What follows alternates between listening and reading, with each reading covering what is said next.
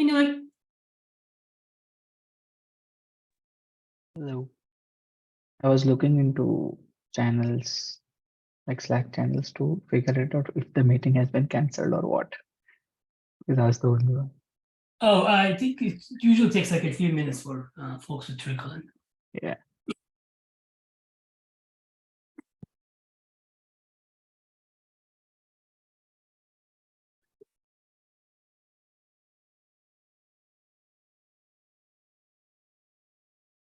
By the way, I updated the comments on the PR and resolved some of your PR comments. I mean, for the load cluster. I mean, load test PR. Yeah, sounds good. Andrew.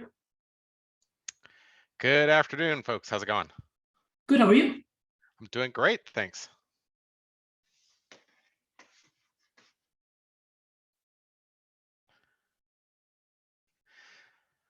So I guess I should ask, are you I know you're at Microsoft. Are you in the Seattle area, or are you in one of their other places?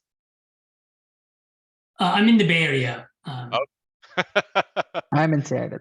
Yeah. Okay. So I actually grew up in the east side near their main headquarters. That's why I asked. But these days, I actually live about 45 minutes south of Seattle. So I'm not quite as close. Oh, nice. Oh, so you are local then? Yeah, I'm down in so I'm just a little bit to the west of Tacoma, over in Gig Harbor. So Oh, nice. yeah, That's a nice place. yeah, it's pretty nice out here. Cool. I don't have to go into the office, so it actually, Yeah. so the traffic doesn't kill me. Right. Oh, that's cool. Yeah, but like if you ever going to the office, let me know. Or like coming to the city, maybe we can get a lunch or something and just meet up. Yeah, you bet. Which office are you out of? So I'm in Redmond, Okay. and Jaydeep here, he's also like a local here. Okay. I'll have to think about that, because when I do go into the office like once a year, it's unfortunately to the South Lake Union one, which is Sure. not that much closer to Redmond. But No, yeah. it might work actually, because I think Jay lives there. Yeah. And I can just Okay. take my car out. Okay, sounds good. Yeah, I'll next time I'm thinking about heading in, I will let you both know. And Cool. Surtac, if I'm ever down visiting Max down there in the Bay Area, I'll I'll let folks know too. Yeah, of course. Yeah.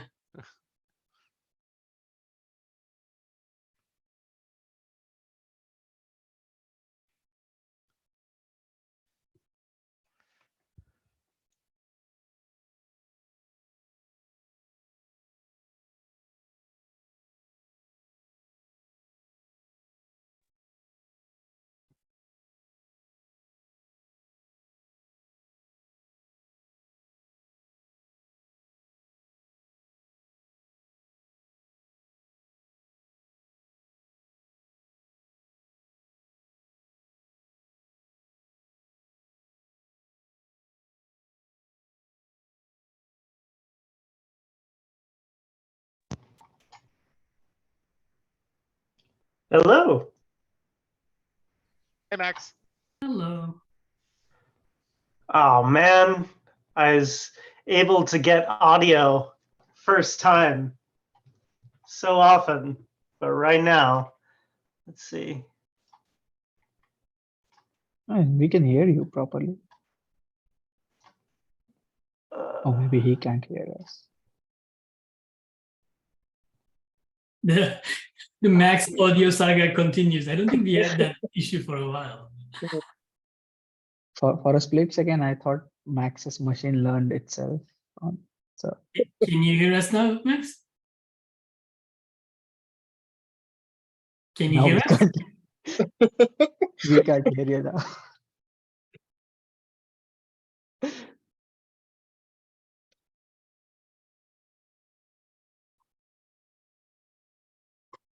No. Oh, it's either or. Max doesn't get. Can you hear us? No, we can't hear you. No. So I unplugged my audio device. Now I just need to. Sorry for that. Can you hear me? Yes. Yeah, we always could hear you. Can you hear us now? Yeah. I didn't think you could hear me for the middle segment there. Anyway, devices were coming on and were conflicting with each other or not. So I just Read the comment. What? what computer, so I never get it. I think this is more on your audio setup issue, right? Not the computer. Probably a little bit of both. Like I have an audio interface that I try to use so that I can, because I have my work computer and then I have my personal computer, and I have like a USB switch Oh, I see. that I want to use as like a KVM switch, and the audio interface lets me use that for audio as well. But for some reason, on this particular computer, it sometimes causes conflicts, apparently, sometimes not. And I've been having a string of luck that ended today. Yeah, I was just saying, like we didn't have this issue for a while now. Yeah, so sorry. My struggle for convenience has led to anything but hopefully laughs on your end.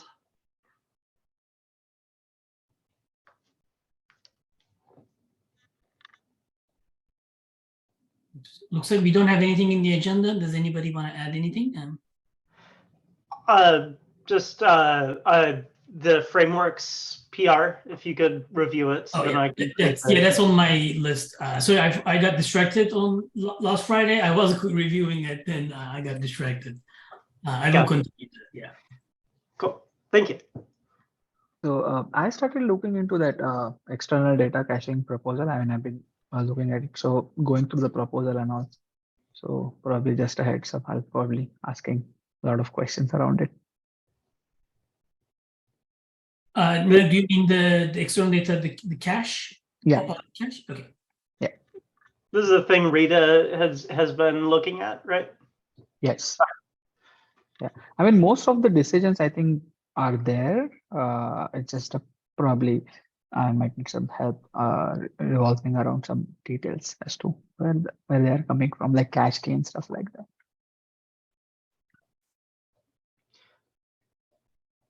Yeah, and so you're just gonna like leave comments in the doc, or you're saying we should watch out for questions, right? Yeah. I mean, I'm starting to implement it, so I'll probably just ask questions. Is what Okay. Let me know where I should be watching for questions. Yeah. Fully maintainers channel, I guess.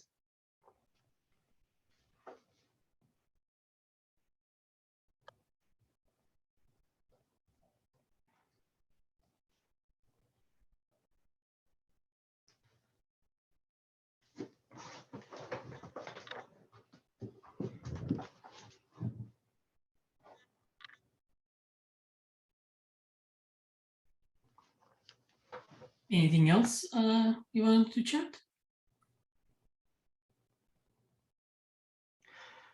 I suppose, what do we want to do? I'm going to create this gatekeeper PR, right? For that will have the latest version of the framework. It won't enable this K8s cell driver, or whatever we're calling it, K8s native, something like that. But it will be easy to enable, right? Like I'll probably just have those lines commented out just because I don't want them exposed to users.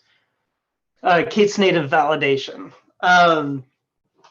So once that's there, though, like next steps, I guess, is having some bike shedding around like what the contents of the driver should actually look like, maybe.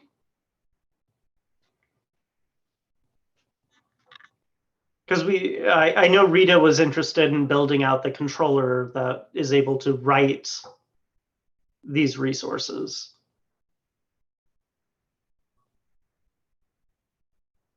I'm sorry. What's the question? I'm sorry. Yeah, just so I'll probably, like, once the framework's PR is submitted, I'll have a PR to Gatekeeper that makes it easy to use to build a version of Gatekeeper that supports Gate's native validation, just so people could play with it. It won't be enabled like at all in the default build. I suppose maybe I could flag gate it. That's a good question. Like, would you guys like to see a flag so that it's easy for y'all to play with? And then do we want to debate the shape of the K8s native code, basically? Yeah, +1 on the flag. I think that'd be great. So we can try it out like immediately. And can you elaborate more on the shape?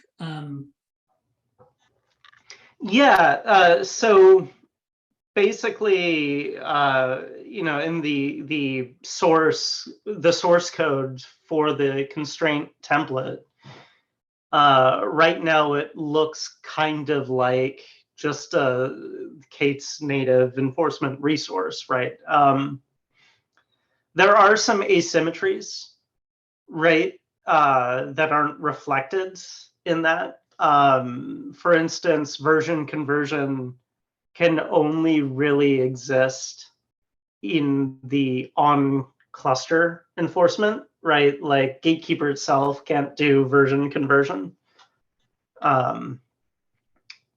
especially not without an API server. So some stuff may or may not make sense to have it be expressible. Maybe there's some stuff we want to simplify. There's some features that we will have that K8s native won't, right? Like selecting against kind rather than resource. And so it might be worth just thinking about, do we want to have basically this copy paste schema, or do we want to do anything fancy or not, to like either streamline things or make it clear that certain things are less supported? You know, I don't really have well-formed opinions here yet.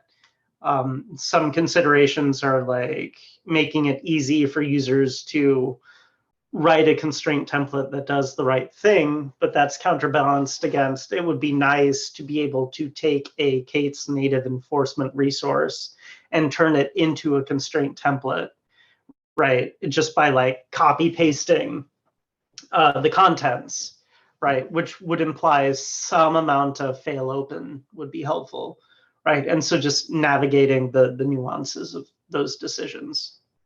Yeah, that makes sense. Do we want to do like a V2 of constraint template? Well, we won't need to update the constraint template schema at all, right? Like that part is fine. As long as we're clear that the K8s native stuff is guarded behind an alpha flag, right? Because the only thing that's really at risk here is us changing the schema, right? So if users rely, the schema of the engine, I mean. So if users rely on a certain shape and we change it out from underneath them. I see. Yeah, that's why I was saying maybe in the future, like say we remove the flag. Oh, Not right now, but in the future. Would you want to have like a V2 so we can align both of them and then we can like deprecate some of the things that doesn't make sense? Yeah, it would have to be a different engine name rather than versioning the constraint template itself, but we could do something like that. I see.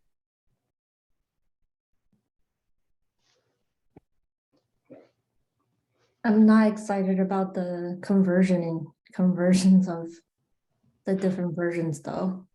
Is there a way we could do it without that?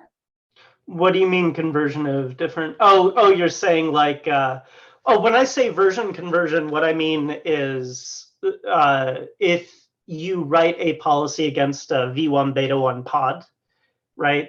And someone applies a V1 pod, the API server, you can, in native validation, you could say, hey, I expect V1 beta 1 pods, and it will do fuzzy matching and convert to V1 beta 1, just like you could do with webhooks, right?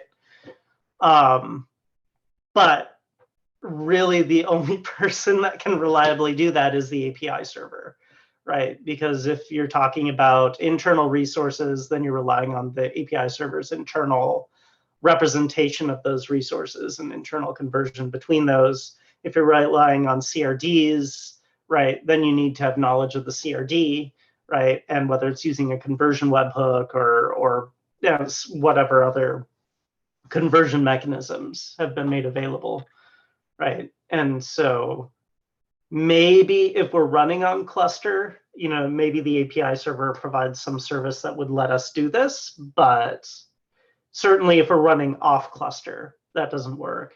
And resource just in general is problematic for shift left, because like in a YAML, you have kind, right? API version and kind. You don't have resource. Now, usually the relationship between kind and resource is fairly direct, right? Pod to pods, but that's not really guaranteed. That's just usually true.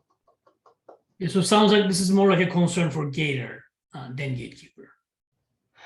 A little bit of both, right? Like I feel like Gatekeeper has more ability to gloss over some of this stuff because maybe it can reach out directly to the API server. That's not a given, right? Because the API server may or may not expose certain functionality, and we may or may not want to include the latency of extra requests, right? Maybe the bookkeeping around figuring out what needs to be version converted, right? If you have like 10 constraints, right, and 5 of them want V1, 5 of them want V1 alpha 1 of a resource, like probably we could figure out the set of versions that we want to convert to, but and this is not a concern in Cell, the native validation, because it is already running in the API server. Right. So there's no latency. I see, it makes sense. Well, there might be some latency because there's version conversion webhooks for CRDs, right? Right. Other than like to say the pods V1 to V2, whatever. Because any built-in resources, it already has that knowledge. Yeah, and it uses the exact same code as the K8s validating webhook would.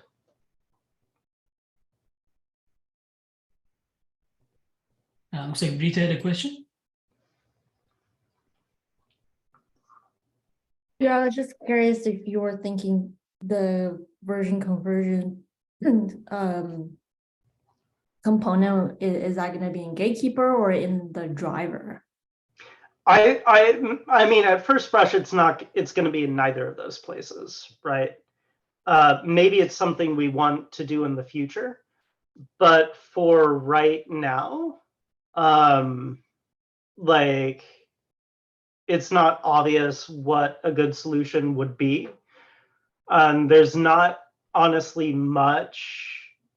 It's not a performance, or it's not a feature regression between Rego and K8s native, right? It's a feature regression between embedded K8s enforcement and enforcing. Was that? And webhooks, I guess. Sorry, you were garbled for me. Like native versus webhooks.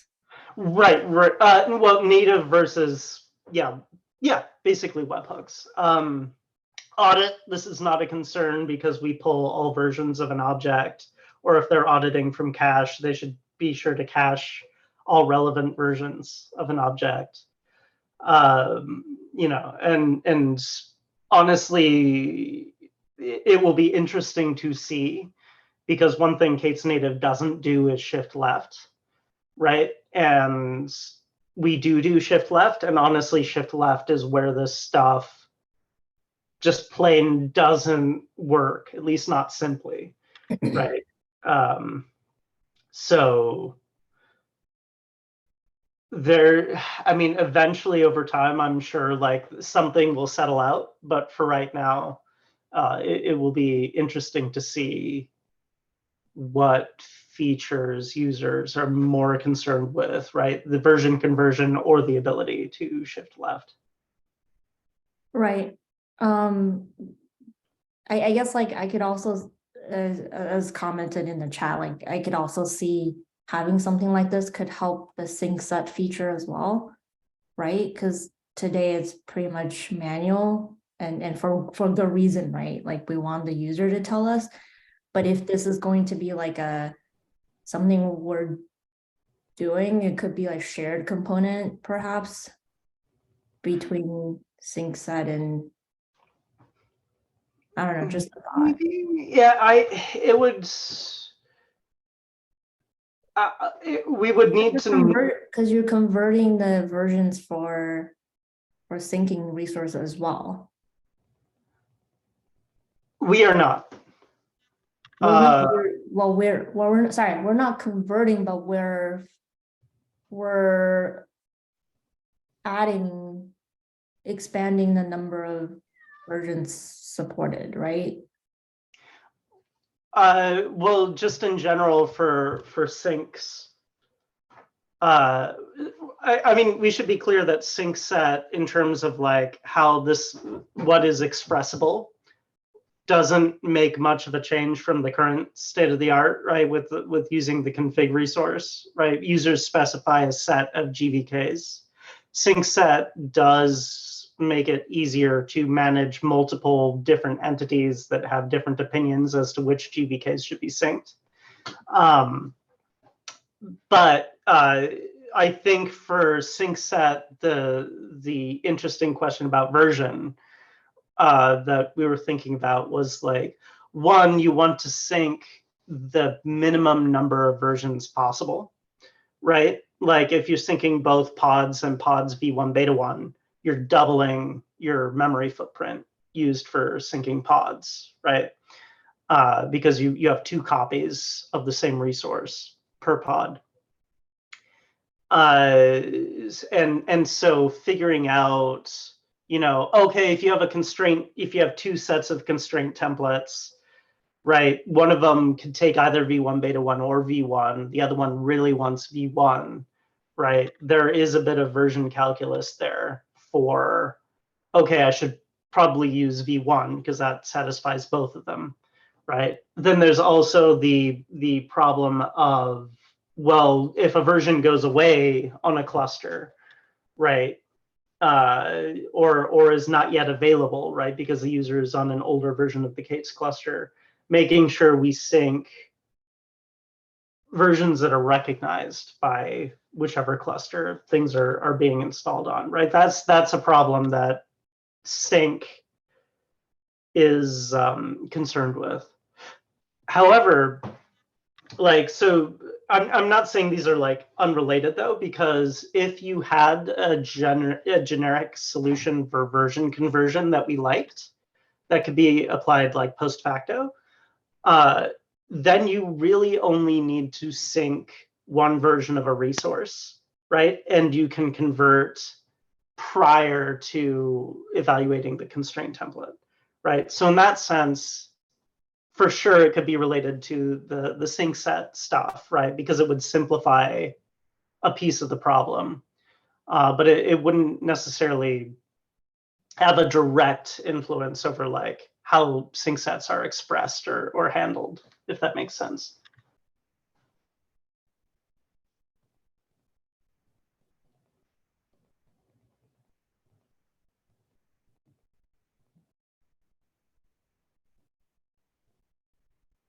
So yeah, maybe if we could figure out how to do version conversion in a generic way, but that strikes me as like a really hard problem. You know, if we could do it in a way that is exportable to shift left, that would be the holy grail.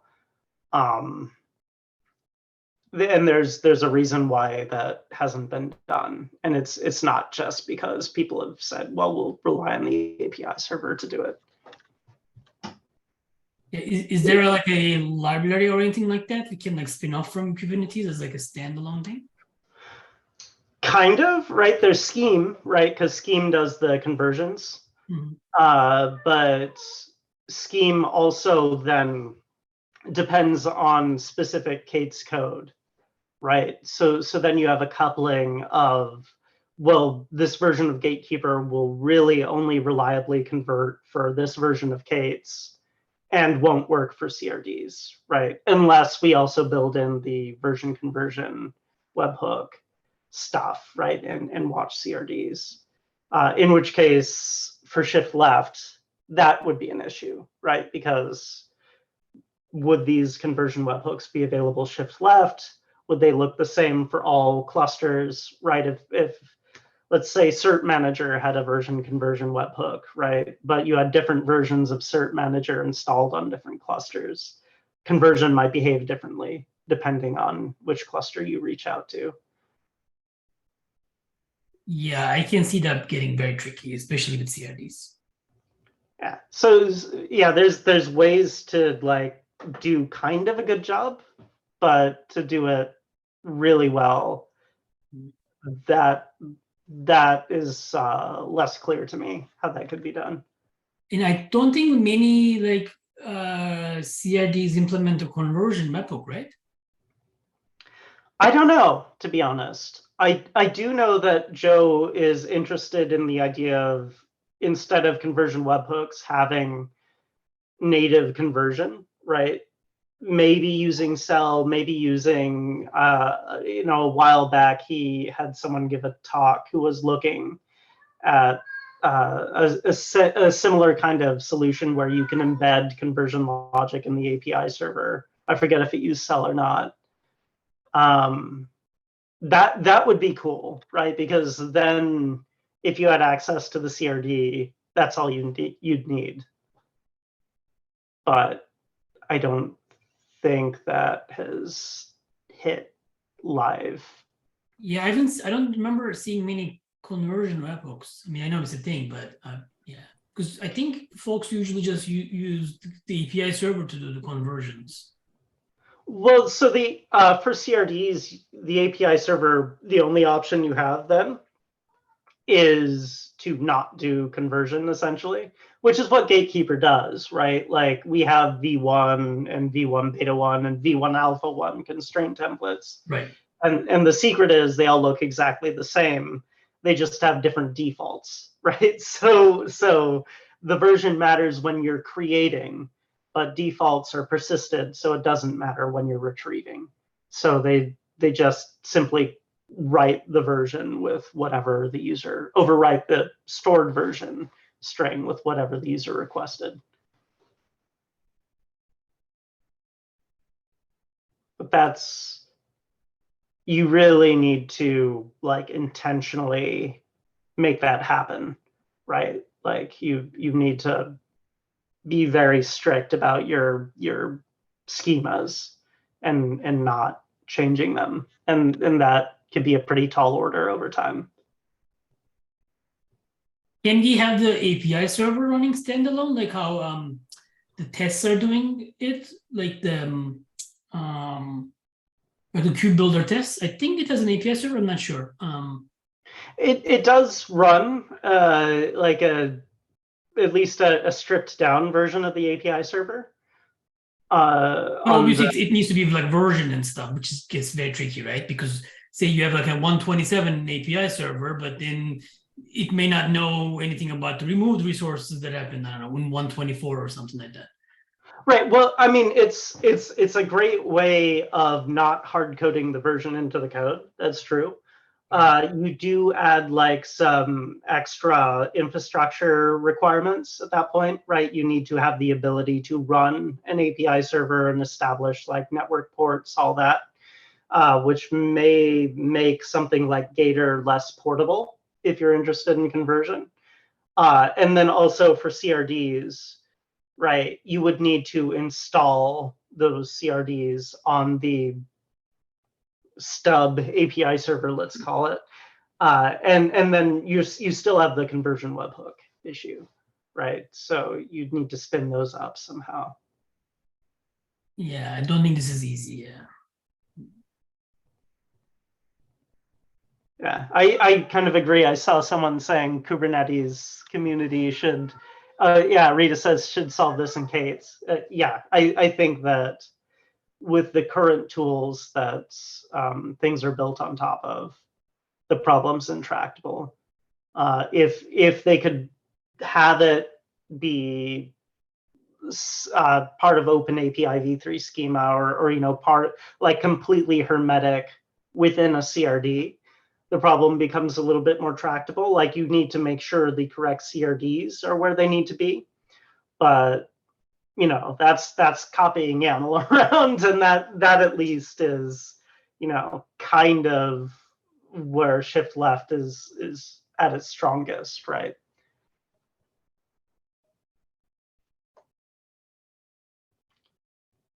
Yeah, I believe so. Yeah, it's SIG API machinery.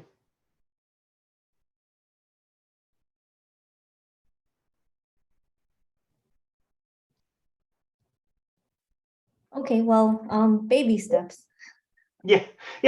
So as I said, like this, and this is good that we're getting a hold of this problem. And this is the kind of thing where, I want to do a bit of bike shedding on the shape of the driver, just so that, one, we're aware of all of these like asymmetries, and two, we're in alignment on the right balance between. Yeah. So just for my clarity, for audit, right, as you said, it wouldn't have this problem because we're evaluating all the versions, right? Right. Right. And then for emission, since the controller would create the validating policy emission resources, that should, in which case the API service doing all the versioning, so we are good.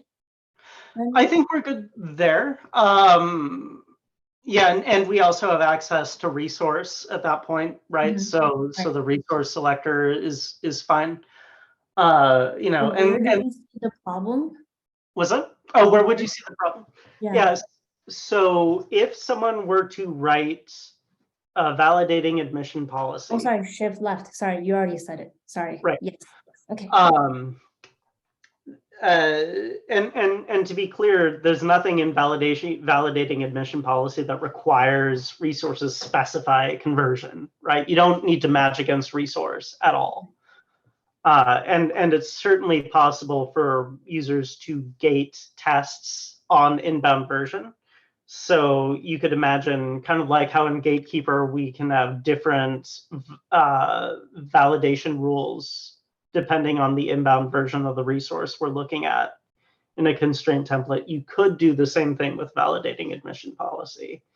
So again, it's not a asymmetry in between the capabilities of the various languages. It's just this weird asymmetry between like the powers of the platforms on which these things are evaluated. And also, honestly, this sort of conventions, right? Like resource is very important for live K8s clusters, but basically irrelevant everywhere else, right? Like kubectl, yeah, we don't store resource in static YAML anywhere.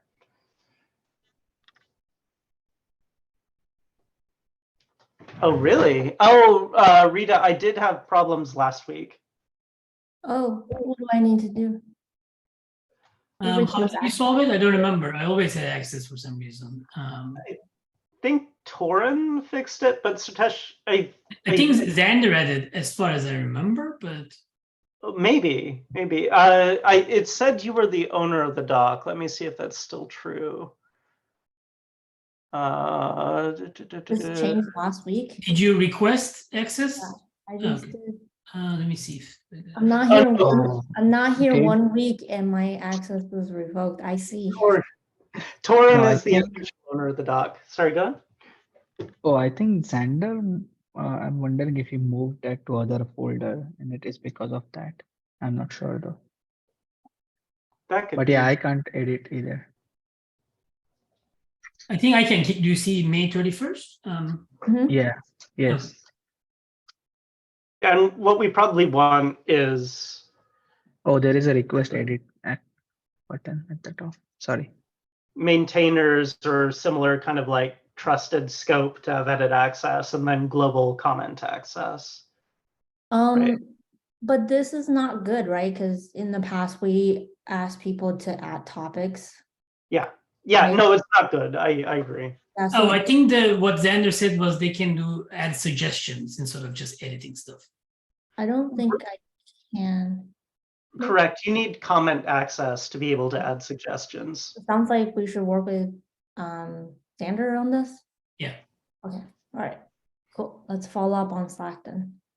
Yeah, like honestly, should we move this to the same drive where design docs live? Is it not? I don't. I think the URL would have changed if we did move that.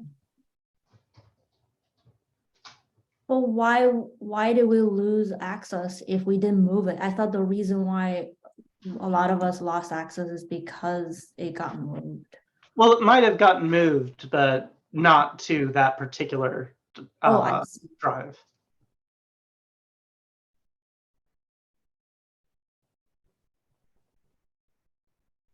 Okay.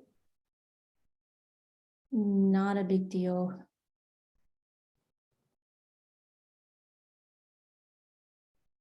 Yeah, I don't find it in the design doc, the newer Google Drive. So we should have access then.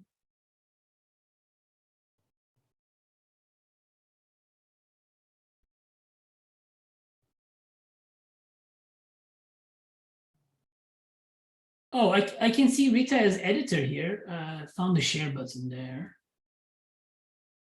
Are you logged in with your Gmail, Rita? Yeah, Oh, that's weird. I know. I don't get it. Mystery. Oh, now it's good. Someone did something. But like say Alex, if you don't have it, maybe just chime in on Slack or something. Yeah. Like everyone should have comment access. Yes. So let me. I can change anyone with the link to commenter. Okay, so that's done. Nila, can you check if you can add a comment? Let's see. Oh, I can suggest. I can. Wow, anonymous can. Yeah. It's not weird. You should be able to edit, Rita. No. I'm saying I can edit as me. I'm saying anonymous can. Yeah, I also, can add comment. Oh, I okay, cool. guess. Yeah, I think that's the expected behavior that we want. like see, I'm on. But then these are meeting notes, right? What See? if I want to add the agenda item? Can you add a suggestion? Yeah, you should be able to. I just did. Do you see I am anonymous in the doc? Anonymous armadillo, is that you? I see you added A, and now I've removed it. I think that's Alex, maybe? I don't How do you add suggestions? Oh, suggestion. Okay. Yeah, if you're set to commenting or Yeah, there's like a drop down on the top right. It is suggesting, right? suggesting. Yeah. Okay. No, I am on suggesting.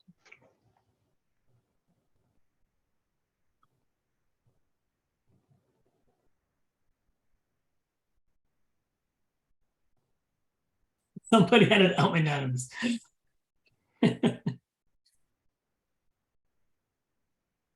So if you are on suggesting, then when you comment, are those suggestions? Wait, when you so if you just type, right, when you're in suggesting, you can just type into the doc as if you had edit access. Oh, exactly. I see. Got it. I can type. Yeah, and it's just a different color. Yeah, and that what that does is if someone like deletes something, right, it's very easy to know that that happened, right? So it's a way of letting whoever, say, hey, I'm interested in this thing, but not put ourselves at risk of like losing all our meeting notes.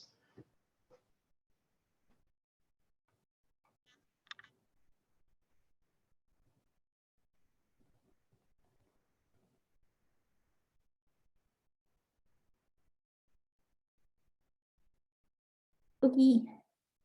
I took some notes. Now I feel better.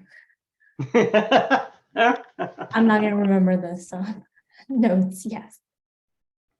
All right, anything else?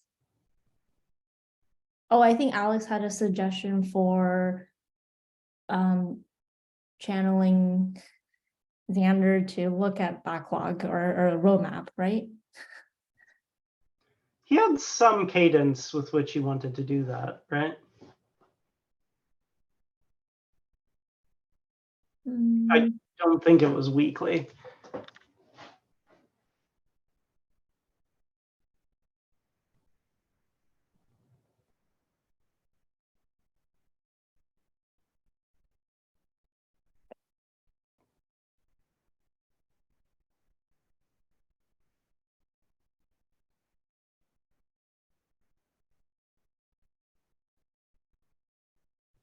Anyway, it looks like he's available. Just I guess meeting conflict, or he prefers to do the morning sessions.